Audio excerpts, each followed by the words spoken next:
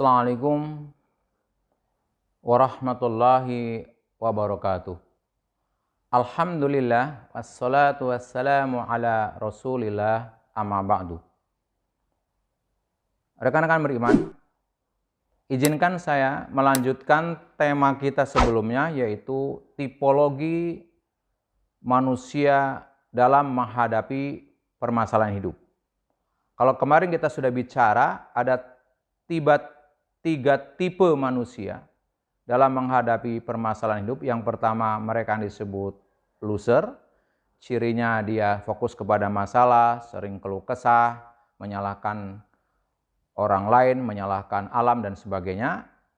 Yang kedua, tipe survivor saja. Mereka hanya bertahan, abai terhadap ujian yang menimpa dia, tidak berusaha untuk mengubah menjadi rahmah. Dan pada akhirnya survivor ini akan jatuh kepada loser, dan kalau tidak hati-hati dan tidak terus menambah keimanan dia. Yang ketiga, tipe winner. Siapa mereka? Adalah mereka yang bisa mengubah musibah menjadi rahmah. Rasul menggelari mereka ajaban li'aril mu'min. Mereka adalah orang beriman yang menakjubkan apapun yang menimpa dia baik. Nah, lalu seorang winner, kita akan teruskan sekarang, bagaimana dia bisa mengubah atau mengelola musibah menjadi rahmah. Paling tidak, secara berseri kita akan kupas, kita akan diskusikan bersama bahwa seorang winner akan bisa mengubah atau mengelola musibah, ujian menjadi rahmah. Musibah jangka pendek dirubah menjadi rahmah jangka panjang, kegagalan jangka pendek dirubah menjadi sukses jangka panjang dengan 7 sikap mengubah atau mengelola ujian menjadi rahmah. Yang pertama apa? Yang pertama, selalu siap. Yang kedua, mengimani bahwa semua terjadi dengan izin Allah. Yang ketiga, ridho dan sabar. Yang keempat, tidak mempersulit diri. Yang kelima, berani mengintrospeksi diri. Keenam, selalu berpikir positif. Dan yang ketujuh, bertawakal. Mari kita mulai 7 sikap mengubah atau mengelola musibah menjadi rahmah. Yang pertama adalah dalam hidup ini kita harus selalu siap. Apa yang dimaksud selalu siap? Yaitu kita setiap bangun tidur sampai tidur lagi selalu mengafirmasi diri dalam diri kita, katakan dalam diri kita, saya selalu siap menerima yang diinginkan dan siap menerima yang tidak diinginkan. Kenapa harus selalu siap menerima yang diinginkan dan siap menerima yang tidak diinginkan? Yang pertama, kenyataannya dalam hidup ini tidak seorang pun yang hanya menerima satu dari lahir sampai dengan tua, hanya menerima yang diinginkan saja. Nggak ada dalam hidup ini orang yang seperti itu. Yang kedua, tidak ada juga orang yang dalam hidup selalu menerima yang tidak diinginkan, terus tidak ada. Manusia selalu menerima di antara kadang menerima yang diinginkan, kadang menerima yang tidak diinginkan. Walaupun tentunya kita selalu berdoa dan berharap untuk mendapatkan yang kita inginkan. Lalu kelirunya di mana? Kelirunya adalah kita hanya bisa menerima yang diinginkan. Ketika dikasih yang tidak diinginkan, kita kemudian tidak terima. Nah, kenapa kita harus selalu siap menerima yang diinginkan dan siap menerima yang tidak diinginkan? Sahabat Ali radhiyallahu anhu menyampaikan, karena kita tidak tahu mana yang terbaik buat kita. Bisa jadi kita lebih baik menerima yang diinginkan, dan bisa jadi kita lebih baik menerima yang tidak diinginkan. Allah Ta'ala berfirman dalam surat Al-Baqarah ayat 216, wa asa an takrahu syai'aw wa huwa khairul lakum wa asa an tuhibbu syai'aw wa huwa syarrul lakum wallahu ya'lamu wa antum la ta'lamun. Yang artinya kurang lebih, boleh jadi kamu membenci sesuatu padahal ia amat baik bagimu, dan boleh jadi pula kamu menyukai sesuatu padahal ia amat buruk bagimu. Allah mengetahui sedang kamu tidak mengetahui. Banyak kisah yang berserakan dalam kehidupan nyata. Salah satu yang sangat menyentuh hati adalah ada sebuah sekolahan yang sangat luar biasa. Banyak siswanya, tetapi dalam yang begitu banyak siswanya, tentu ada siswa yang tidak mampu. Suatu hari, sekolahan tadi mengadakan study tour. Kemudian didata siapa yang mau ikut. Ternyata dalam kelas itu ada satu orang yang dalam sekolahan tadi yang tidak mampu untuk membayar biaya tur tadi, dan dia mencoba minta keringanan kepada sekolahan. Tetapi apa yang terjadi? Pihak sekolahan sangat baik menyampaikannya, tidak mungkin sekolahan memberikan dispensasi kepada salah seorang siswa. Sebab kalau satu dikasih nanti yang lain ikut. Sudahlah, ibu sekarang diberi kesempatan, pinjam dulu sama orang lain, sama tetangga, yang penting bisa ikut, kasihan anak ibu. Oke, kalau gitu. Setelah maju kepada pihak sekolah, kemudian dia mencoba, dikasih waktu sampai pada saatnya berangkat. Pada saat sampai berangkat dia udah ikhtiar ke sana kemari, nggak dapat pinjaman. Maka besok hari berangkat, hari ini pun masih maju lagi, sama jawabannya, tidak mungkin dikasih. Oke, kalau itu ibu diberi kesempatan malam ini. Sampai besok pagi, kalau besok jam 7, ibu belum datang, dianggap anak ibu tidak ikut. Maka ibu ini berusaha mencari. Dan alhamdulillah, dia malam itu ada tetangga baru yang baik sekali, kemudian mencoba menyampaikan permasalahannya dan dengan izin Allah dibantu. Tapi sayangnya Pak, tetangga yang baru tadi tidak memiliki uang cash. Maka dia bilang kepada ibu besok ambil ATM sambil ibu berangkat ke sekolah. Pagi-pagi udah berangkat jam 6, karena perjalanan dari rumah ke ATM tidak terlalu jauh, tapi qadarullah sampai di ATM pagi itu ngantrinya panjang sekali. Sehingga dengan sabar menanti, pada saatnya sampai bapak tadi untuk mengambil uang untuk sang ibu tadi, ternyata sudah jam 7. Dengan kencangnya ibu tadi menuju ke sekolahan, apa yang terjadi? Sampai di sekolahan baru saja kurang lebih 15 menit bisa sudah berangkat. Pendek kata, ibu itu sangat sedih, terpukul. Bisa membayangkan bagaimana di antara teman anak-anaknya berangkat semua, didampingi sebagian oleh orang tuanya. Ibu tadi karena merasa orang tidak punya, terhina sekali, sudah susah mencari pinjaman, begitu dapat ditinggal. Maka kemungkinan besar dalam bahasa kita, ibu tadi merasa orang yang tidak beruntung, orang yang mungkin merasa paling sial dalam tanda petik. Merenunglah, dipeluklah anaknya dengan dihibur bahwa suatu hari mudah-mudahan Allah menolong kita dan sebagainya. Nah itu pagi jam 7. Jam 2 siang dapat kabar dari Pak Polisi bahwa rombongan bis sekolahan tadi terjadi kecelakaan dan bisnya terbakar. Sebagian siswa ada yang meninggal dunia, sebagian terbakar dengan tingkat kebakaran yang sangat tinggi. Nah, satu-satunya anak yang tidak tersentuh api, tidak kesenggol apapun, anak ibu tadi. Kurang lebih apa mendengar berita itu? Insya Allah Ta'ala, ibu tadi akan menyampaikan, Alhamdulillah, saya orang yang paling beruntung hari ini. Bayangkan, beberapa jam sebelumnya dia mengatakan orang yang paling tidak beruntung, tapi kemudian beberapa jam kemudian dia mengatakan orang yang paling beruntung. Ini yang dikatakan bahwa boleh jadi kamu membenci sesuatu, pada itu baik bagimu. Sahabat yang beriman, dalam hidup ini kita sering begitu egonya. Kita ingin hidup seperti hidup yang kita ingini. Padahal Allah juga punya rencana kepada kita. Kita tidak pernah berpikir bagaimana melatih diri untuk hidup seperti Allah yang ingini terhadap kita. Seperti Allah yang kehendaki kepada kita. Jadi yang paling indah adalah bagaimana hidup kita menyesuaikan apa yang menjadi kehendak Allah Subhanahu wa Ta'ala. Dengan apa? Tetap berprasangka baik kepada Allah Ta'ala.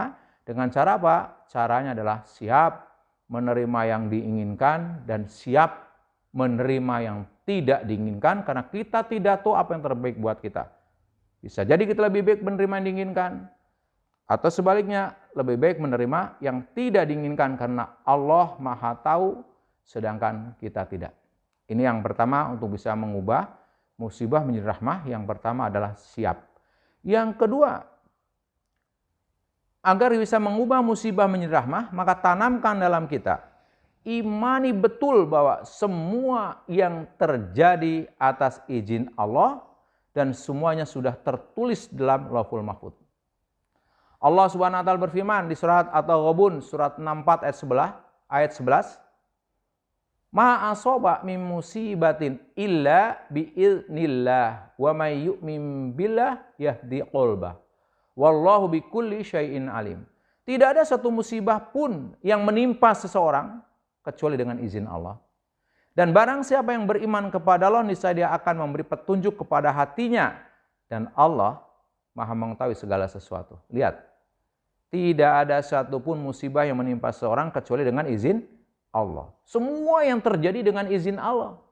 Jangankan corona yang menimpa kita sekarang, jangankan sakit, jangankan jatuhnya pesawat, debu ini nggak akan terbang kecuali terbangnya debu dengan izin Allah atas pengetahuan Allah. Demikian pula daun yang kering di pohon tidak akan jatuh di kegelapan malam kecuali jatuhnya atas izin Allah dan atas pengetahuan Allah. Kabar baiknya adalah Allah Subhanahu wa taala memberi petunjuk kepada orang-orang yang beriman. Artinya kalau ada ujian kita mengimani, ini terjadi atas izin Allah. Tentu Allah punya rencana baik buat kita, maka Allah Ta'ala akan memberi petunjuk kepada hati kita. Jadi yang pertama, kita harus mengubah musibah menjadi rahmah dengan mengimani. Nah, Rasul SAW mengingatkan kepada kita dalam sebuah hadisnya, di mana beliau mengatakan, kataballahu maqadirul khalaiqi qabla ayyahluqas samawati wal ardo bi khamsina alfasana. Allah telah mencatat takdir setiap makhluk sebelum 50.000 tahun sebelum penciptaan langit dan bumi. Lalu kalau sudah tercatat, untuk apa kita protes? Karena Allah Maha tahu. Jadi tugas kita adalah bagaimana menselaraskan, mudah-mudahan kehendak kita sama dengan kehendak Allah. Dan ketika yang terjadilah, yang akan terjadi pasti kehendak Allah. Dan kita hanya berhusnudon kepadanya. Imani, semua terjadi atas izin Allah. Dan yang ketiga, rahasia ketiga, di samping yang pertama untuk bisa mengubah musibah menjadi rahmah adalah yang pertama kita harus siap menerima yang diinginkan dan siap menerima yang tidak diinginkan. Yang kedua, kita harus mengimani semua terjadi atas izin Allah. Dan yang ketiga adalah ketika ujian sudah menimpa kita, nggak ada pilihan kecuali ridho dan sabar. Kenapa ridho? Kalau dijawab, jawaban pendeknya ridho nggak ridho sudah terjadi. Tapi yang indah adalah ketika ridho, Rasul menyampaikan di sini kita mengubah musibah menjadi rahmah. Orang-orang yang ridho akan mendapatkan ridho Allah. Bayangkan, orang yang diuji dengan ujian lalu ridho, dia akan mendapatkan ridho Allah. Padahal tiket untuk ke surga adalah ridho Allah. Bisa jadi kita melihat orang yang diuji susah, tapi jangan-jangan dia yang lebih dekat kepada surganya. Mungkin Allah menyayangin dia, tapi dilihat dengan sholatnya belum cukup untuk mengantar ke surga. Puasanya belum cukup, zakatnya belum cukup dan sebagainya, maka diuji dia. Kalau dia ridho dengan ujiannya, dia mendapatkan keridhaan Allah, dengan ridho Allah dia masuk ke surga. Rasul menyampaikan, inna idhamal jazai ma'a idhamil bala wa innallaha idza ahabba qauman ibtalahum faman radiya falahu ridho wa man sakhita falahus sakhatu. Sesungguhnya besarnya pahala itu bergantung daripada besarnya ujian. Dan Allah Subhanahu wa taala apabila mencintai satu kaum, maka ia akan memberi cobaan kepadanya. Barang siapa yang ridho, maka dia akan mendapatkan keridhaan Allah, dan barang siapa murka, maka dia akan mendapatkan kemurkaan Allah. Subhanallah, apalagi yang dicari dalam hidup ini? Orientasi kita jangan dibatasi hanya urusan dunia, kita harus mendunia dan mengakhirat. Dan untuk mengakhirat salah satu yang harus kita dapatkan adalah keridhaan Allah. Orang yang hidupnya dalam keridhaan Allah mudah-mudahan matinya husnul khotimah. Kalau husnul khotimah tempatnya adalah surga. Maka ingat-ingat kita ketika diuji oleh Allah Subhanahu wa taala. Di samping kita harus selalu siap mengimani, latih diri kita ridho. Caranya gimana? Sampaikan kepada kita. Ya Rob, walaupun ujian yang kau timpakan kepada saya terasa berat, saya merasakan itu ketika sakit sekali. Tapi saya ridho ya Rob kepadamu. Saya ridho ya Rob atas keputusanmu, dan saya serahkan jalan terbaik kepadamu. Saya serahkan kesembuhan penyakit saya kepadamu, sungguh indah. Nah, di samping ridho, harus sabar. Kenapa harus sabar? Karena dengan sabar inilah kita mengubah musibah menjadi rahmah. Betapa tidak Allah Subhanahu wa taala dan Rasul yang menyampaikan kepada kita bahwasanya dengan sabar tadi, pertama, Allah mencintai orang-orang yang sabar. Surat Al-Imran ayat 146. Yang kedua, Dengan sabar diberi pahala yang baik. Surat An-Nahl ayat 96. Dengan sabar akan diberi pahala tanpa batas. Bayangkan, diberi pahala tanpa batas. Kemudian dengan bersabar digolongkan orang-orang bertakwa. Yang kelima, dengan bersabar insya Allah dapat tiket reuni di surga. Saya akan mengambil beberapa saja, misalkan 3 ayat saja. Yang pertama kita akan dengarkan bagaimana Allah Subhanahu wa taala menyampaikan bahwa orang yang bersabar diberi pahala tanpa batas. Allah berfirman, "Innama yuwaffas shabiruna ajrahum bighairi hisab." Yang artinya, sesungguhnya hanya orang-orang bersabarlah yang dicukupkan pahala mereka tanpa batas. Kita sholat di sini berjamaah, pahalanya 27 terbatas. Kita sholat di Masjidil Haram, sekali sholat sama dengan di tempat lain 100.000 terbatas. Allah memberi pahala kepada orang-orang yang bersabar, pahala tanpa batas. Begitu rahmannya Allah.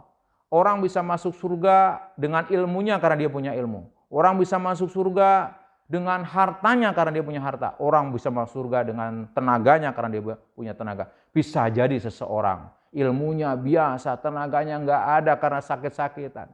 Kemudian hartanya juga nggak karena dia miskin. Tapi dengan ujian yang timpakan kepada dia, dengan ujian berupa sakit, dia sabar. Jangan-jangan merekalah orang-orang yang akan memasuki surga. Selama ini kita menganggap kitalah karena sehat, banyak ilmu, walau alam.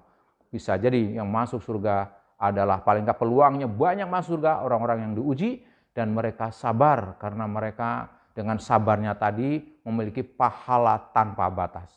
Dan ini yang menarik, orang-orang yang sabar digolongkan menjadi orang-orang bertakwa. Allah berfirman di surat Al-Baqarah ayat 177, "Wasabirina fil ba'sa'i wad-dharra'i wa hinal ba's.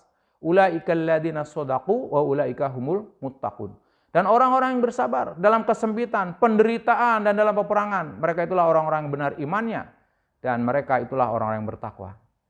Coba perhatikan, asbab sabar merupakan ciri dari bertakwa. Sedangkan orang yang bertakwa, saya menulis buku judulnya Rahasia Sukses Tanpa Batas.